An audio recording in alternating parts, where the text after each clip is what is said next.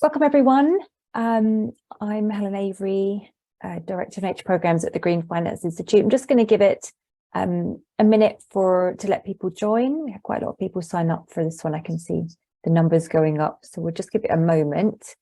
And actually, we have a poll for you just at the beginning of this session. So I think we'll share that poll with you as you're joining. And that will give us a couple of minutes to wait for everyone to join. The poll, if you're watching this after the recording, is: are you applying for FIRNS funding? Yes, no, or undecided? Okay, brilliant. Thank you very much.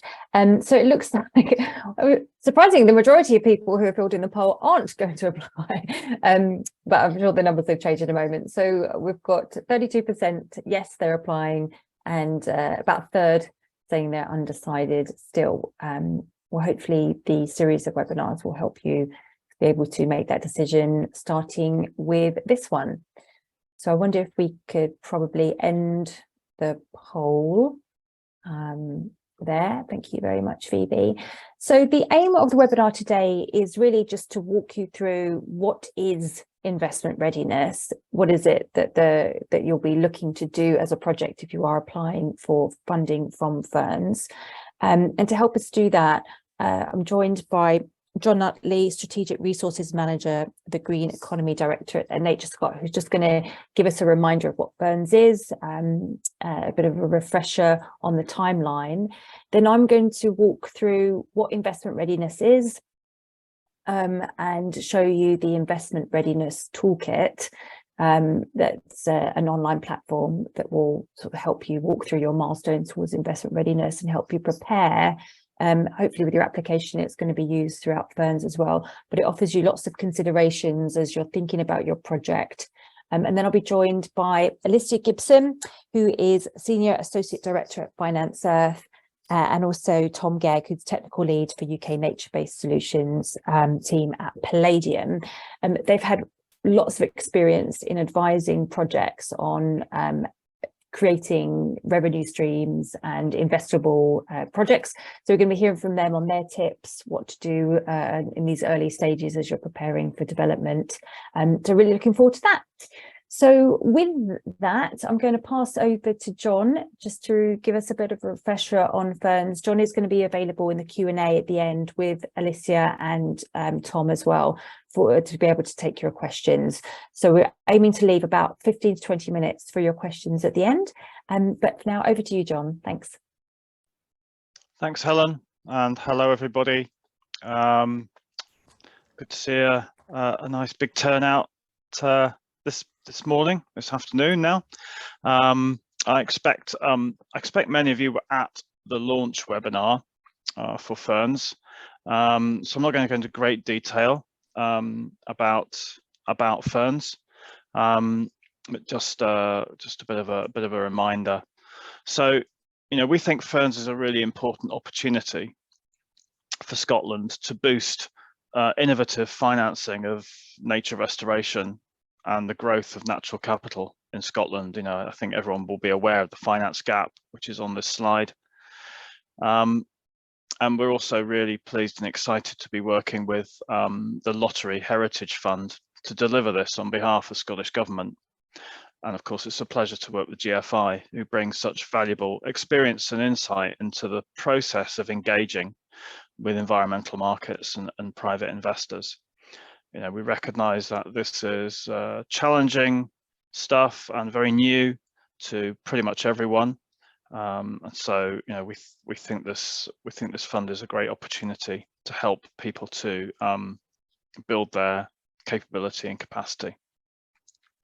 So we're looking forward to receiving your expressions of interest and applications over the next few months, and I just want to take an opportunity here to really encourage you to engage early through the expression of interest process, so that we can offer early feedback on your ideas and maximize the chances of success for your proposals.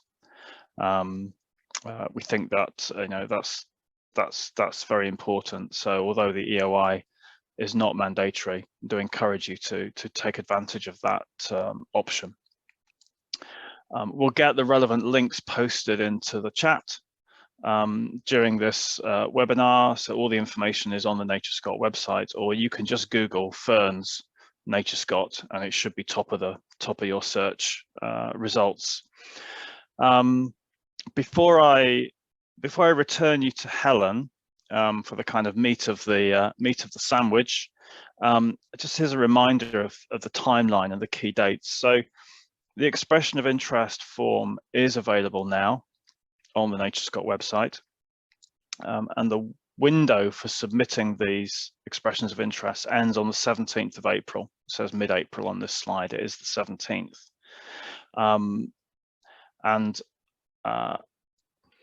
What will happen with your expression of interest is that we will review it and provide feedback within 4 weeks. And with that feedback, we'll also offer the application form itself, so that the sooner you get your expression of interest in, the sooner you can start working on your full application. And the EOI itself does not require a huge amount of detail. If you haven't looked at it already, do go and have a look. There's a few questions, but it doesn't require a great deal of detail. If you're in the position of, which many of you may be, of not feeling ready to submit a grant application for a full market and investment readiness project, then we also offer development grants. So these can run for 6 months and get you in a position where you're ready to apply in round 2 in 2024. That's a kind of another chance there to kind of build your understanding and build a great proposal. So we've got the deadline for expressions of interest in the middle of April on the 17th. The next key date for everyone, including potential applicants, is the 4th of April. On the 4th of April, the Heritage Fund and others will offer a webinar on community engagement and benefits, and I'm sure that certainly those of you based in Scotland who understand the Scottish context, that community engagement and benefit is a really critical element of the government's interim principles for responsible investment in natural capital, and is a key dimension that we're looking applicants to FIRNS to kind of think about and develop. How do you engage with communities, and what kind of benefits might accrue to communities? And again, we'll post the registration link to that webinar in the chat at some point during this meeting, and it's also on the NatureScot website. There will be at least a couple more themed webinars over the application period, and I think later on you might have a chance to vote for your preferred topics, so that we can respond to demand as effectively as possible. So I think with that, that's probably all I need to say for the moment. I'll hand back to Helen, and look forward to speaking with some of you later on in the Q&A. Thanks, John. Yeah, I've just posted a link in the chat, which is just to the FIRNS site on the NatureScot site, and the other links will go up. There's a question up already, which is great, and we'll take that at the end. Thank you, David.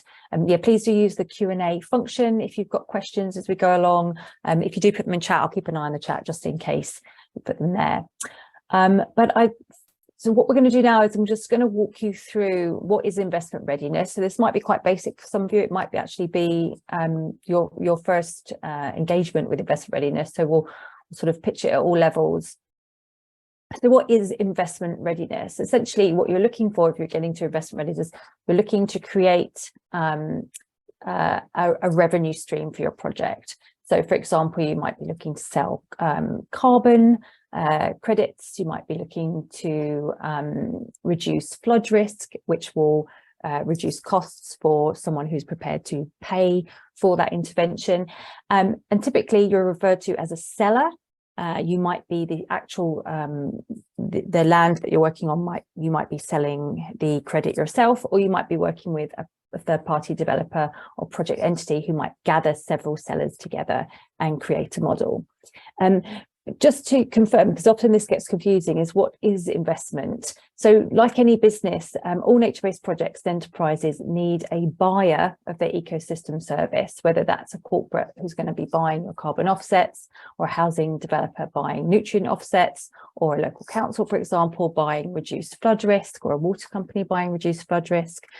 And sometimes that income that they're going to pay you for can be delivered early enough that it will cover the costs of the project, of the types of interventions that you're going to need to make, whether that's planting trees or putting in leaky dams. And so in which case you won't need necessarily a loan or upfront investment. That still qualifies you for FIRNS. Investment, however, would be in the case where you might need an upfront investment early on, such as a loan or even potentially an equity stake if you're putting together a business that will then be paid back later on once you sell those carbon credits, or once you manage to reduce that flood risk and get the return from it.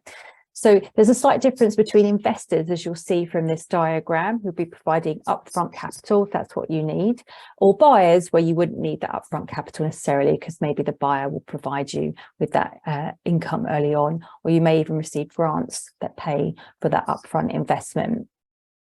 So it's quite a good distinction to make. Not every project is going to need upfront capital and be investor ready. It might just need to be buyer ready, and that's absolutely fine.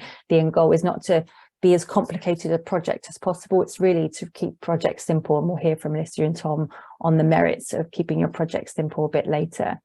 So this might sound a bit confusing, but hopefully this will come to light in the next slide, which is we worked at the Green Finance Institute with projects who are in the National Environment Investment Readiness Fund in England, and with projects who were sort of precursors to that fund existing, to kind of understand what are the various steps that each project developer needs to take in order to, one, develop a business case, or understanding what potential revenue streams could I create from my land, how might I best do that? What kind of governance structure would I need? Who might the buyers be? And then do I need that upfront capital? And how would I structure my project into something that is investment ready? And we found that there were these 8 steps that every project seemed to go through, not always in linear fashion, but those 8 steps are sort of this initial scoping phase, which is probably what a lot of you are in right now. Then you'll be thinking about, am I the landowner? Am I the seller of those potential credits? Or do I need to work with other sellers? Or maybe I'm a project developer who's looking to bring lots of sellers together. Then the step 3 would be looking to baseline and estimate what those ecosystem services are. What do I have? What can I sell? Roughly how much is it going to cost? You'd be looking to identify and then work with buyers. Who's going to buy my carbon credits? Will it be a local business? Will it be a regional corporate, perhaps? Will it be someone who benefits from whatever it is I'm selling? So, for example, maybe a local council who might benefit from reduced flood risk. Then you'll be developing your business case and your financial model to see, how is this going to work with this revenue streams? What kind of investment might I need up front? What kind of prices do I need to be charging? And you'll be then developing a governance structure. And then if you do need upfront investment, you'll be looking to work with and identify potential investors. Maybe that's working with a bank. There's obviously several models from Triodos Bank, for example, out there, or perhaps you'll be looking to build a bigger project where you'll have an asset manager or a boutique investment fund investing in you. And then finally, we leave this one to last because it's quite costly, is you'll be establishing those legal contracts and closing. And as I said, this isn't necessarily the order that you might take. You're probably working on 3 or 4 of these at the same time.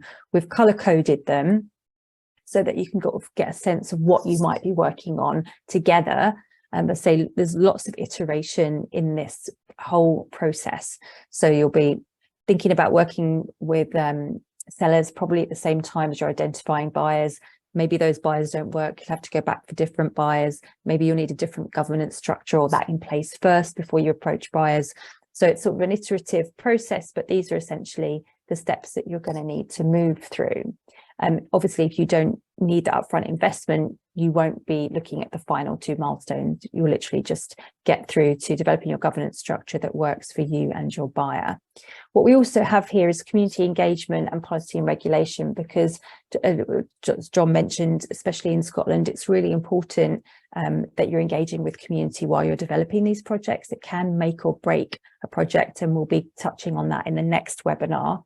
And then policy and regulation, very important that you understand the policy and regulatory environment and how that's going to influence or impact negatively or positively, in a lot of cases, your project.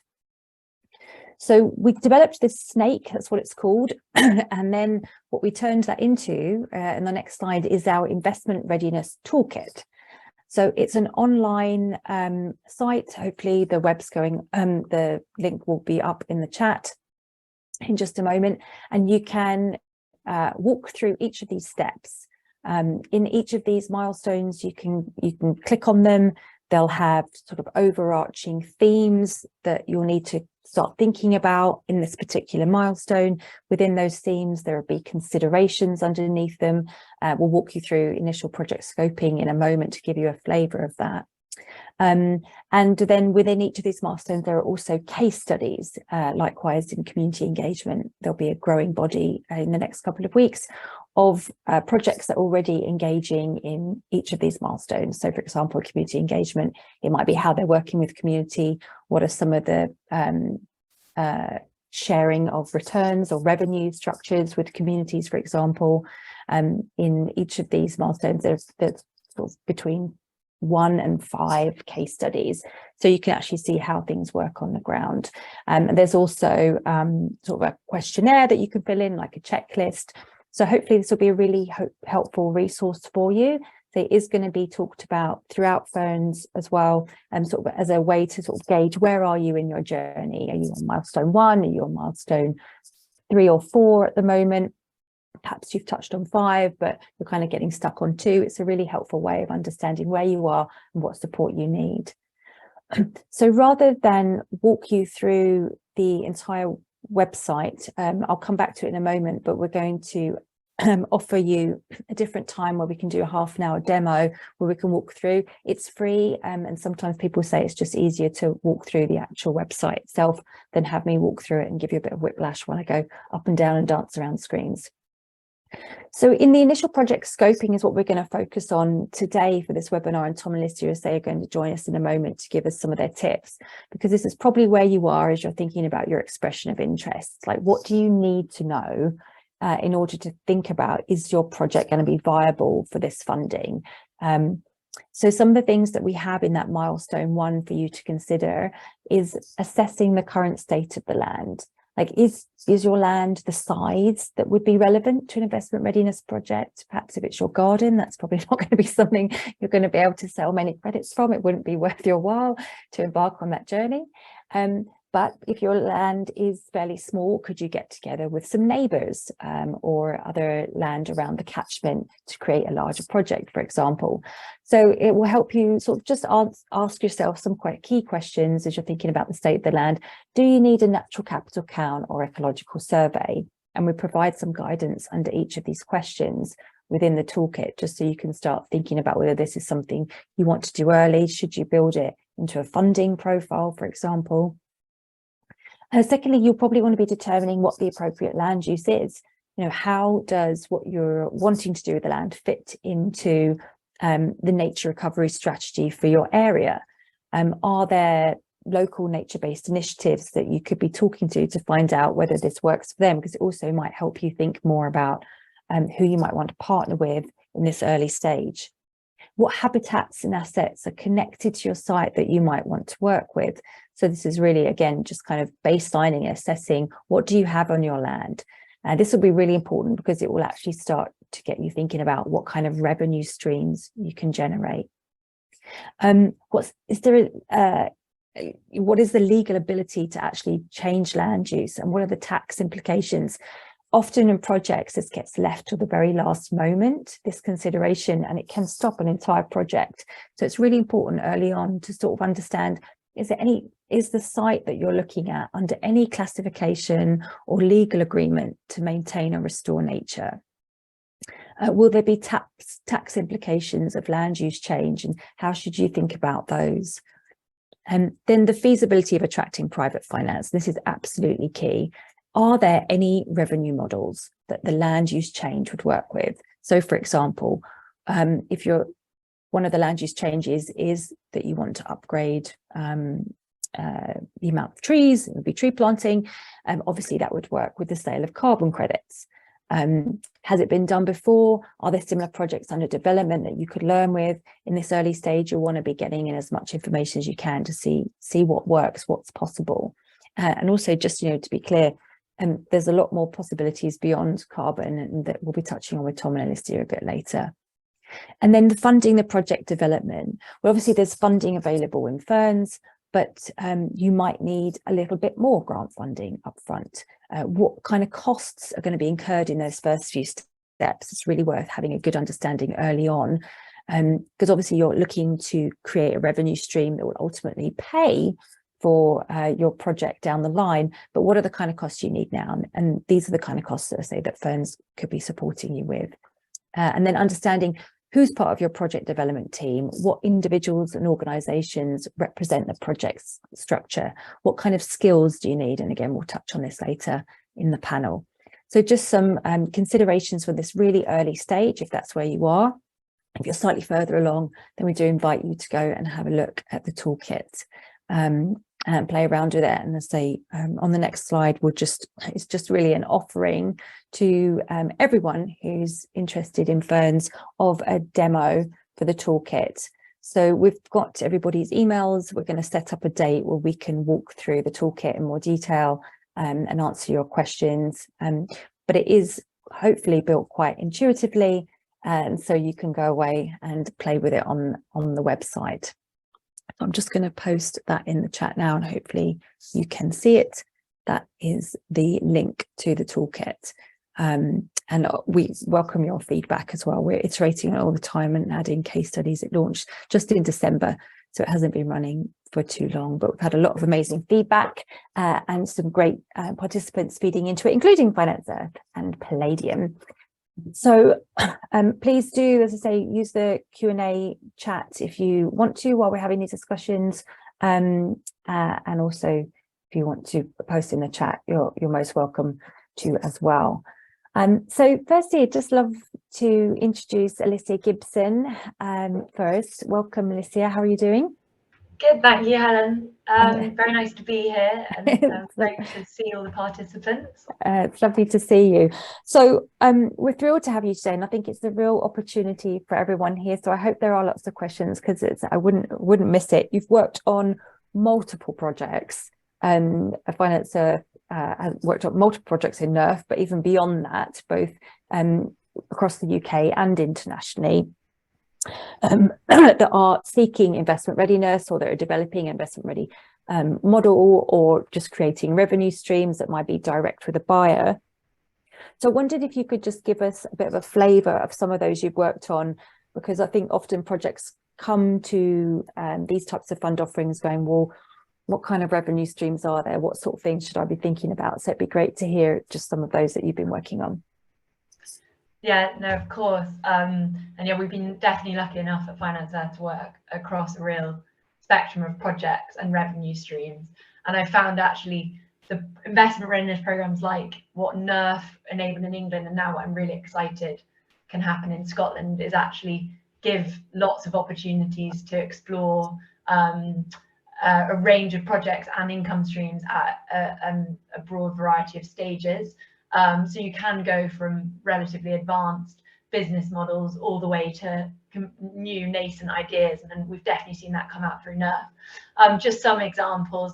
I think I was really excited to work on a project with a collaboration across multiple wildlife trusts, and this was looking at how they could deliver their own pilot restoration projects. And it was based on BNG income, which I know isn't yet relevant in Scotland, but I think what was quite relevant there is how we applied much of what's in the toolkit around bringing organisations together, actually focusing on pilot projects and doing deep dives into exactly how the cash flows might model out, how we baseline, what the process is to go all the way to transaction, and applying those to projects that these NGOs wanted to deliver anyway. So I think that was a really a thing that everyone could think about. And just to interrupt you there, in case people don't, BNG is biodiversity net gain. I'll be very careful of acronyms going forward, it's the worst. But beyond biodiversity net gain, we've also developed some of the first projects even eligible for existing carbon codes and the adaptation. So an investment model for peatland restoration based on the peatland code that came out last week. And I think, again, what's relevant there is you can develop projects before the infrastructure is available. So you can still use proxies and measurements and your assumptions to trial approaches and then inform how policy starts to develop. And then as soon as it's out and we've got the peatland code, or we've got wilder carbon that started appearing, we can then apply it in a much quicker, more ready way because we've trialed it. And then so again, just to clarify, wilder carbon, for those who don't know, wilder carbon standard is a standard that's been developed that is sort of carbon plus, if you will. So we can also post a link to that, but it's mentioned, I believe, in the toolkit as well, just in case anybody's new to that. So we've got peatland carbon, biodiversity net gain, but that's not available in Scotland yet. There's the use of the wilder carbon standards that projects could use. That's UK wide, obviously, isn't it? Sorry to interrupt you, Alicia. Don't worry, very good clarifications. And I don't want to take too much more time on this, but I think other revenue streams just worth starting to think about include even marine-based revenues, voluntary biodiversity credits. I think that's a really interesting opportunity that could work in Scotland, and testing those on projects. Natural flood management where there's high risk in an area, and looking at the interventions at catchment scale that could be delivered, and then thinking about new codes and standards that need development. So I've worked on things like the agroforestry code and the salt marsh code, and then kelp verification methods that all could then start to be applied. So that's a bit of a flavour. I'm happy to answer questions on many more projects. We could spend several hours, I'm sure. So in terms of revenue streams, there's lots out there, and the message I hear you saying is don't be worried that maybe it's not quite up and running yet. I mean, I remember in the NERF, the majority of Round 1 projects were for biodiversity net gain, when biodiversity net gain legislation has not come in yet. So it does take a while, we don't want to scare people, to actually develop these projects and a business case, over which time you can be helping government helping inform policy for government, as well as getting ready for when those markets do exist. So obviously there are markets up and running now, wood and carbon and peatland carbon, but don't shy away from new and innovative markets. They're developing all the time. So before I come to Tom, and then we'll have a bit of a conversation between us all, what's your advice for project developers at this really initial stage? I would just say that it's definitely worth having a go. And actually, many of the projects that, especially again on the England's NERF, came out of sort of ideas and concepts, but then taking that twinkle of an eye and bringing a project around it. And I think how that can be well created is thinking about what key outcomes you want to deliver and priorities for your environmental objectives anyway, and then where these new approaches for financing might be useful. And so I think you're not just thinking of something totally outside of what your day-to-day priorities are, because that's then enabling it to be much more chance of success and a key focus. So just as potentially another example, one of the projects I've worked with is around a piece of land that a NGO just acquired, and so they know that it's a real priority to deliver the restoration, and they want to explore funding opportunities anyway. So it was a bit of a win-win that this provides then the capacity to really think about how it's then delivered.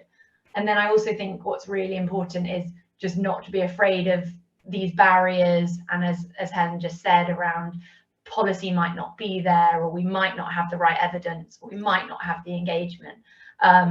And you've just got to break down your project into those simple steps and get this process moving. And I think the toolkit is exactly the kind of steps I used to break down projects into. I didn't have the toolkit to actually do it in such a clear, simple way. And so what Helen laid out is exactly what I would think about, starting from the basics, all with the main focus in your head around what is your potential revenue opportunity. And I think that really has to be the starting block. And then that's who are the buyers and where can they be sourced through, and everything else builds around that. So I think that's just, but I also would say that even if you're not at this initial stage, there's so much more beyond the revenue side. You can use it to achieve way more outcomes, such as, you know, informing policy, collaborating with people you haven't worked with before, building your understanding, being ready when these standards are developed to just launch in and have that understanding. So those are a few things again. That's wonderful. Thanks, Lydia. And there's about, I think the latest estimates, it will come out soon from Ecosystems Knowledge Network, is something like 150 projects under development across the UK, which is really impressive. And when I say projects under development, I mean looking to develop revenue streams that will ultimately get them payment either directly from a buyer or as part of an investment vehicle. So Tom, coming to you now, thanks so much for joining us today. Hi, I think the host needs to let my video work again. Okay, so Tom. I'm back, hi. Okay. Hi Tom, thanks for joining us. So like Financer, Palladium has worked on advising a lot of projects. I wonder if you can also just give us a flavour. Obviously we ran through some revenue stream opportunities there, but would be great to hear from you some things you're working on. Yep, so we've been working mostly with the national parks in the UK for the last 2 years now. We've run about 12 different projects across different national parks. And to begin with, we tried out all sorts of different ideas to see what would work really. So we looked at biodiversity net gain in England and nutrients and carbon, and how could you stack them, or should you just go for one single revenue stream? And we did some projects on single estates that were quite small scale. And then we've also been looking more and more at how do you aggregate lots of different neighboring sites together to get to a landscape scale project. So we've tried a lot of different things. At the moment, our focus now is mostly on these landscape scale projects. And what I thought I could do is just tell you the things that we struggled with, that we got wrong, kind of some tricks, really. Yeah, thanks. We're here for all the tips you can give. Okay, so what are my tips? Okay, so when you put together your team to work on this, I think you need 4 kinds of people. Firstly, you need an ecologist who has a clear idea of what a restored landscape might look like. And then secondly, you'll need a facilitator who knows a lot of the land managers within this landscape and is able to build relationships with them and explain what's going on in straightforward terms and keep them updated. And then you'll need your kind of economist person who's going to be an Excel spreadsheet nerd. And don't underestimate how complicated your spreadsheet might become is one tip. And then fourthly, you're going to need some kind of lawyer, probably, because you're going to need to do contracts with different land managers, with your buyers, with your investor. And they're all going to want to negotiate with you. And so you'll need a lawyer, and you probably won't have that in-house. So yeah, when you put together the budget for your projects, then you need to be thinking, okay, if I haven't got these kind of people in my team, then I need to set aside budget to contract them as consultants, maybe. That's really helpful. And also just to point out, now there are, I mean, I don't know how much longer it will continue, but there are pro bono, there's a lot of pro bono work being done by law firms in these early stages, not necessarily when it comes to signing the contracts, because then there's money involved, but there is some advice. And I do think we mention in the case studies on the toolkit, some of that pro bono work, just sort of flagging up for those who think, oh my God, I'm going to need to budget for a lawyer. Yep. My second tip would be, So when your ecologist or your GIS mapper is thinking about, okay, oh great, I've won the grant.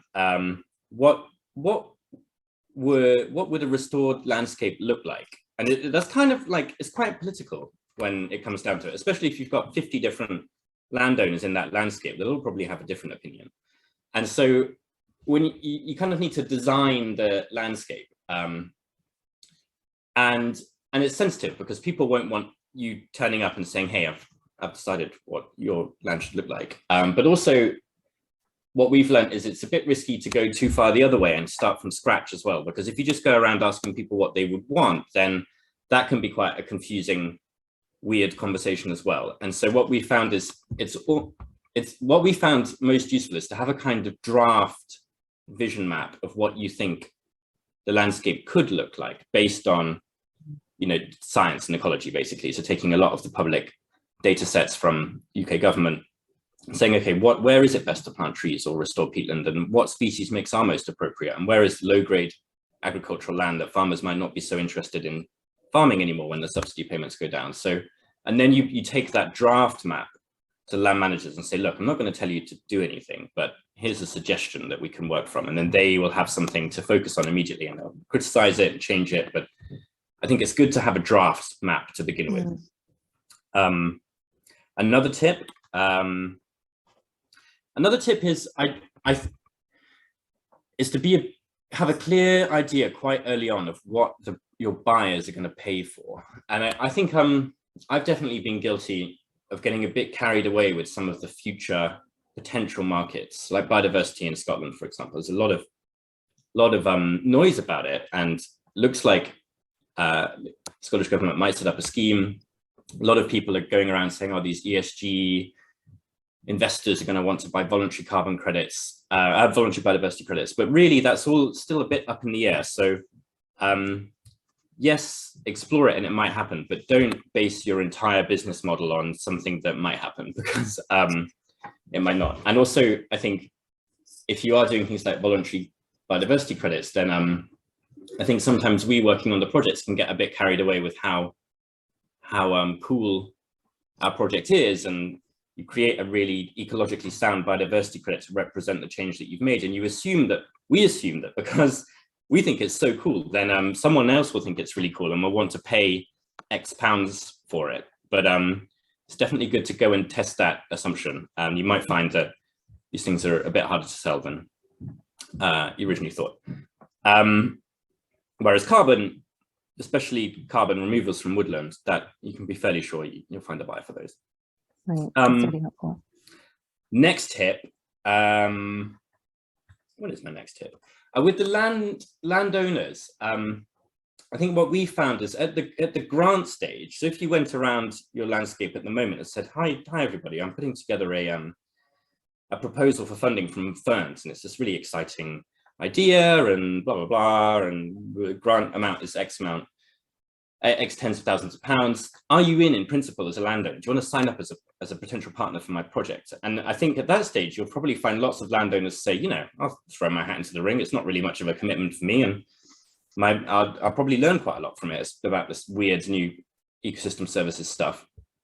But then if your grant is successful, then something's going to come after it, which will probably, if it's tree planting or peat restoration, it will probably be a very long-term, multi-decade agreement with the landowner, whereby they get some kind of, I don't know, profit share arrangement or a regular payment, who's got rights to the ecosystem services.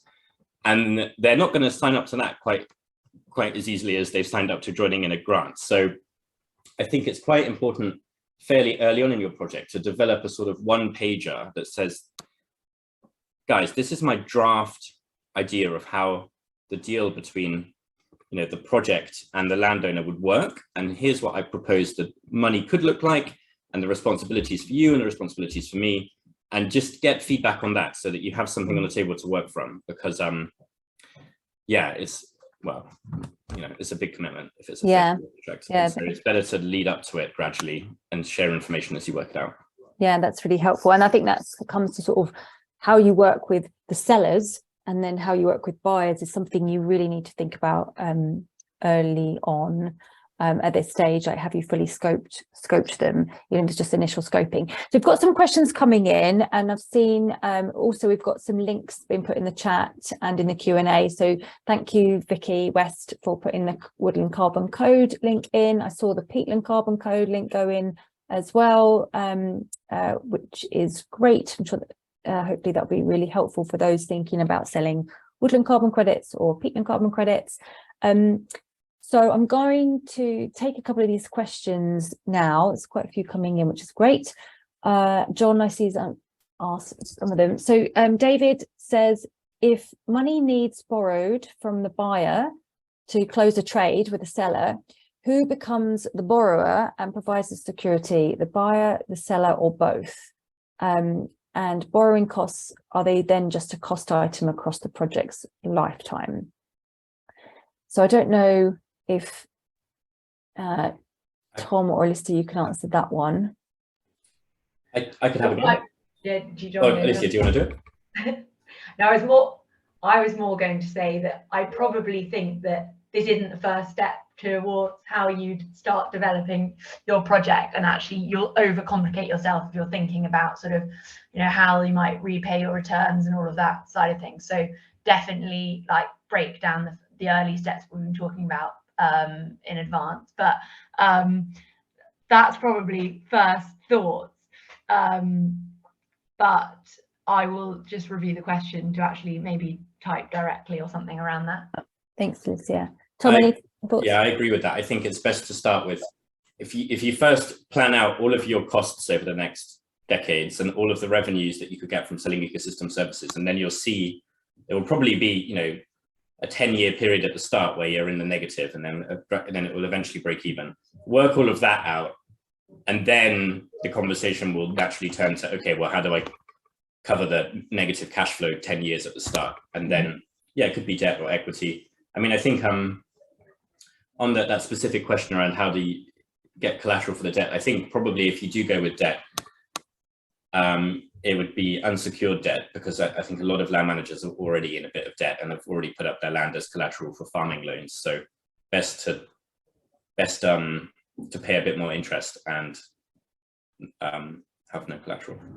And just to be clear, for those who are listening thinking, oh my God, do I have to do all this type of FIRNS? No, you'll work on this stuff through your FIRNS grant agreement. So that's the point. You'll get to a place where you can start to understand what your cash flows are going to be, and then what your model's going to be. Ultimately, as Alicia was saying, at this early stage, this is really just to help you have a more fleshed out idea, rather than just something you've come up with at the pub, dare I say, like a slightly more fleshed out idea where you've done some scoping, but don't worry too much about getting into what the structure is going to be and the details of it at this stage. The funding will help you get to that, and there's a lot of support, as over the Toolkit and other projects that are in development and communities of practice. There'll be a community practice with the FIRNS who can help you get through and answer some of these questions. Appreciate you might be a little further down the road, David, than some of those on this journey. John, you've answered a couple of questions. I didn't know if you wanted to come on and just share what those answers are. I could do. I think I've answered one in the Q&A, which was from Peter Hearn around the timing of round 2. So this is round 1. We don't have any solid timings for round 2 yet, but our aspiration is to offer 12 months grants in round 2 from the end of March, beginning of April next year, so in about a year's time. And and we need to think about how to enable recipients of round 1 development phase grants to get into the full process for round 2. So we're looking at potentially fast tracking successful projects there, because we obviously will know a lot more about them. So yeah, but there is no firm timescale yet, but we will be coming up with it pretty soon, I think, to help everybody plan. John, while you're here, I wonder if it's helpful for those listening, because you know there's 8 steps, milestones of the toolkit. Where are you sort of expecting people to be in the stages as they're putting forward an EOI and then applying? I think I would expect the vast majority of people to be in stage 1. Yeah. possibly having paid some consideration to the next 2 or 3 stages, thinking about what they've got in particular. So that's where you wouldn't have maybe got all the answers to that. You will have a pretty good idea of what you've got to sell. Right. Otherwise, I doubt you'd be here in the first place. And also, some high level understanding about what the kind of options are for buyers. But we're not looking for detail on that. That is the purpose of the FIRNS grant, is to help you work through the thinking and the connections you need to make and the negotiations you need to go through and all that kind of stuff. So yeah, you will be very early, and so don't be put off by the complexity of what happens later, because that's what the FIRNS grant is meant to help you with. All that to come. Just have it in mind. There is a question here that what level of landowner commitment is needed in order to apply? Yeah, David's gone now, I think, so I will send him an email, but okay. I guess others might be interested. It's a bit of a how long is a piece of string question, isn't it? I think for full, we don't expect I wouldn't expect most applicants to have a kind of, they won't have a legal agreement with the landowner if they're not the landowner themselves, that is.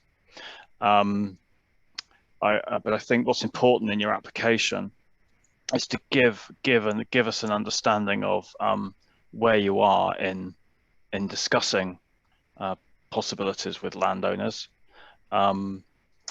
particularly for a kind of full market or investment readiness grant, less so for a development phase grant. But it's basically the further you've got down that road, the higher the chances of success, I think. But we're not looking for formal agreement at this stage.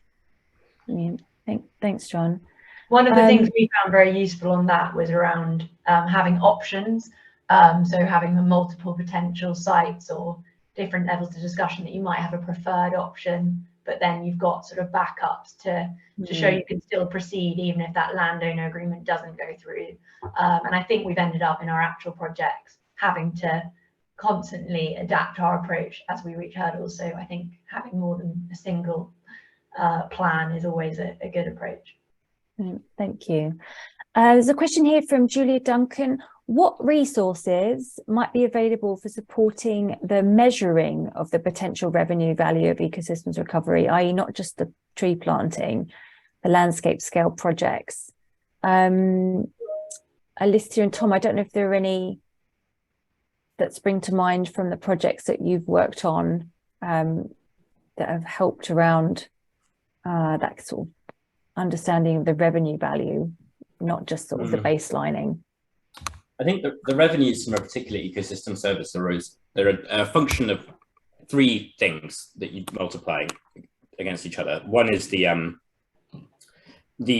amount of ecosystem service credits you're going to generate over time, so the yield. Say it's a 30-year project, you need to be able to map out how much carbon will be sequestered from woodland, say over 30 years, and the Woodland Carbon Code has a calculator for doing that, and so you use the methodologies in the codes that already exist.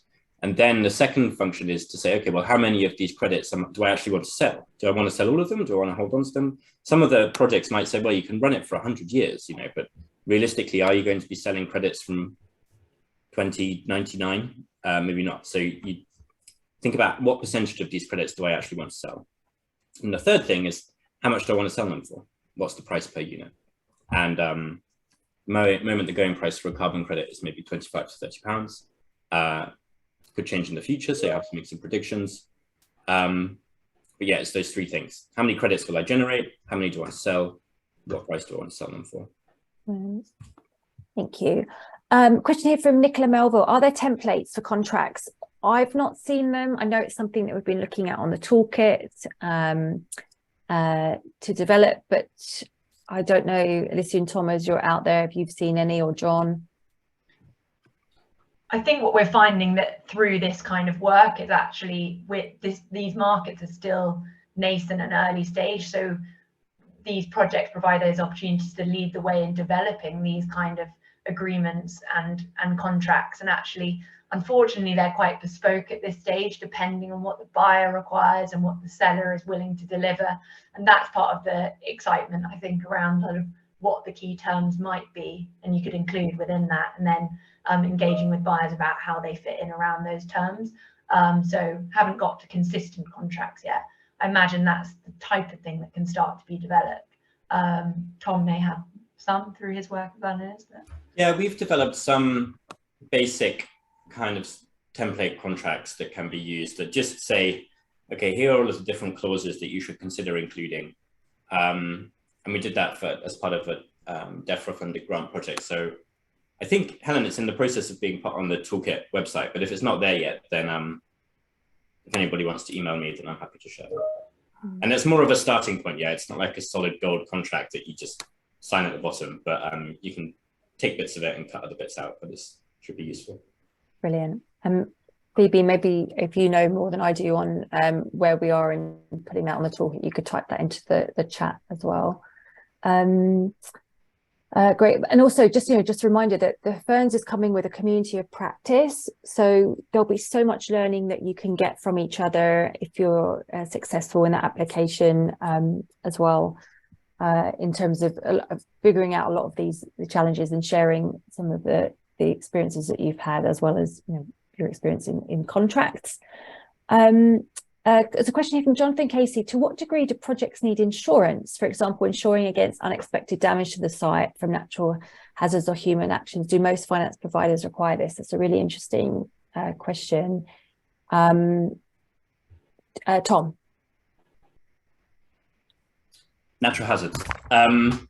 So for the 2 carbon codes, which are the only approved methodologies at the moment in Scotland, each of them will have a buffer pool, and the way that works is they say, I think the woodland carbon code is 20% of your credits, and peatland code is around the same, although the number's slightly different, I've forgotten. But basically the code will, as you generate credits over time, the code will take about 20% of them away from you and say, you can't sell these. We're going to put these into a pool, and every single project under this code puts these 20% of their credits into a pool. And then if there is some kind of fire or force majeure natural disaster event that is completely outside of the control of the landowner and the project manager, then, and they need to compensate a buyer, then credits can be taken from this kind of buffer pool, which serves as a kind of insurance mechanism to make sure that nobody loses out. So that's how you deal, that's how these risks are dealt with. If it is your fault, then rules are a bit different and probably take more of a financial hit. Thank you. John, there's a question here from Taco van Hoysden about, this is specifically about FIRNS. Would you consider the development of a new or iterated version of a carbon credit pathway to be a market mechanism project? Yes, I think in principle it would be. I guess as many of these things, the answer is it depends.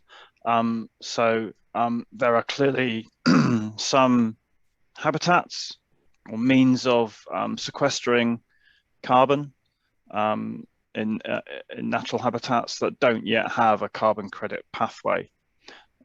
So certainly yes for those, and also bearing in mind what's under development under the NERF, where various habitats are in the process of having codes developed for them.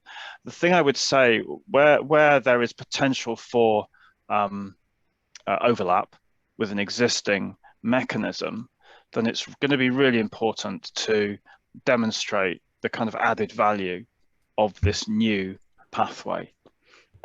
So we are in, I mean, the market is a very early stage. The first answer is not necessarily the best answer. And so there is room for innovation.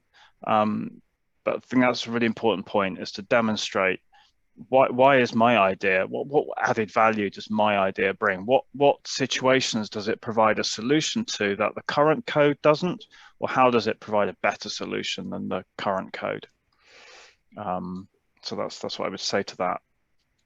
Is that helpful? I mean, I think, Taco, in your follow-up, you talk about a methodology for submission and approval to VERA or gold standard, so I can't answer specifically about that.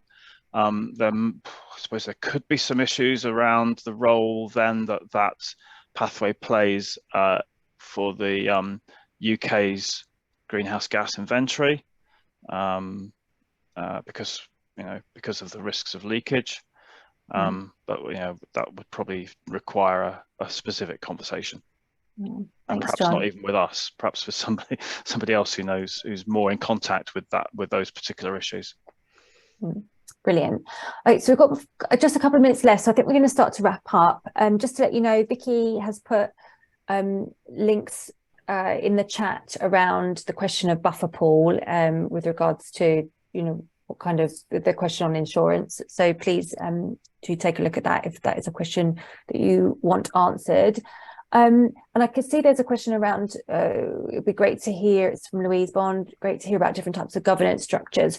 So we are going to talk in much more detail in the future webinars. This is kind of an overarching, let's just have people understand what it is that the FIRNS is hoping to achieve, and sort of encourage you to throw your hat in the ring, even if it feels like an early stage to you. So we have a poll as well of just asking you what are the types of topics that you would like us to tackle. As John mentioned, on April the 4th, there is going to be a webinar on community engagement with National Heritage Lottery Fund and several panelists talking about how they've managed to work with communities in their projects and what their guidance is.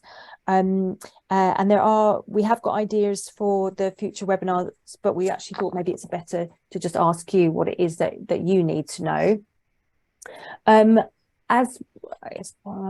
just trying to think if it's worth taking another question. I think I'm going to put a stop in the question. We have copied them all down. I know there's some here about urban natural capital markets, which I think is really interesting and often gets left out of the conversation as well, that maybe we can take away and bring into a future webinar.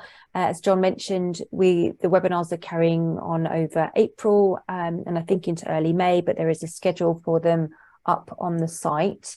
On the NatureScot site where the FIRNS site is. That link was in the chat earlier. I say thanks for taking part in the poll of what would be interesting for you. We've captured that. It looks like baselining is going to be a really key one, which is good to know. John, anything else from you before we end and thank Tom and Alicia and wrap up here? No, thanks, Helen. I hope that's been very useful for participants. And we will try and answer all the questions and issue a follow-up on those. We'll also add them to a Q&A on the website. Thanks for turning up. There is also the email ferns@nature.scot if you have some specific questions. I'm sure John's welcoming of his inbox, that inbox being filled up every day.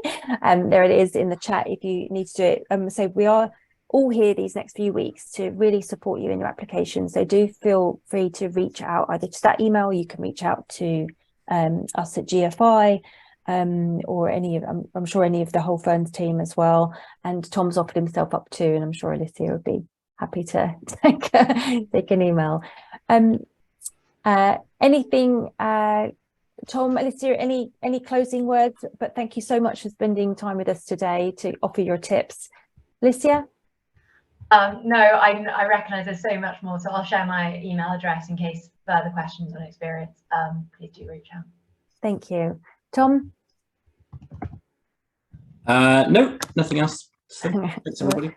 Thanks for your insights all, and thank you all for your questions. I'm sorry if we didn't get to all of them, and as I look forward to seeing you at the next few webinars.